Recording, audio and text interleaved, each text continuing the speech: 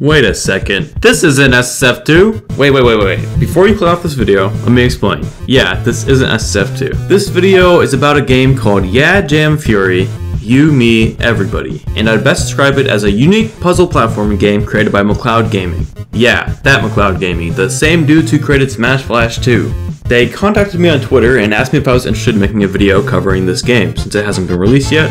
And to be honest, I was already interested in the game since it was being made by Mcleodgaming, so I was pretty down to make this video.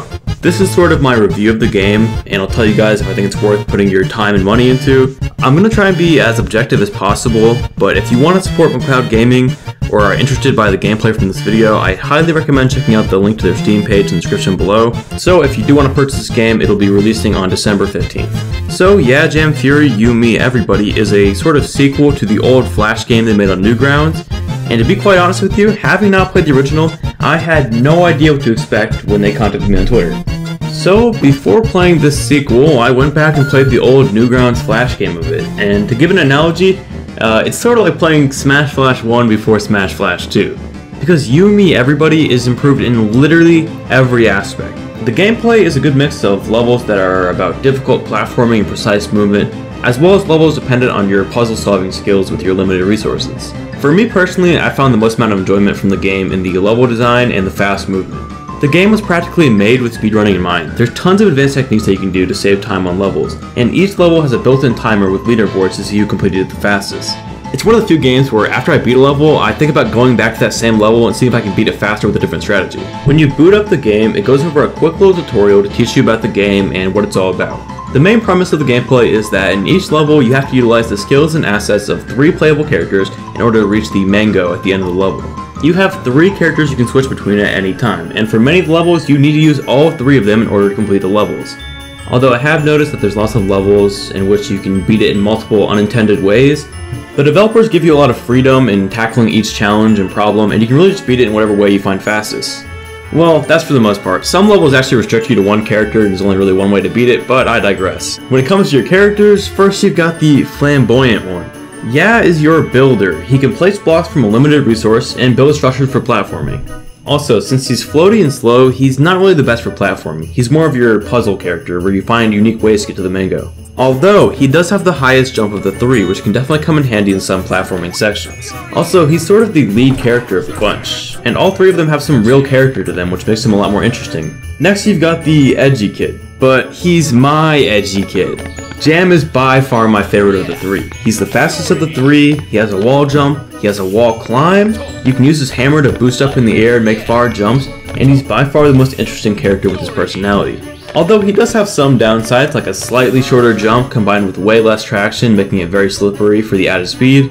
But if you're looking for that fast-paced speedrun style platformer, you'll definitely enjoy those levels specifically made for Jam. And basically in any situation where I'm not building or destroying blocks, I'm always using Jam to get to areas faster. Also, he has the most amount of advanced tech from what I've seen, and this what makes him the most interesting for speedrunning to me.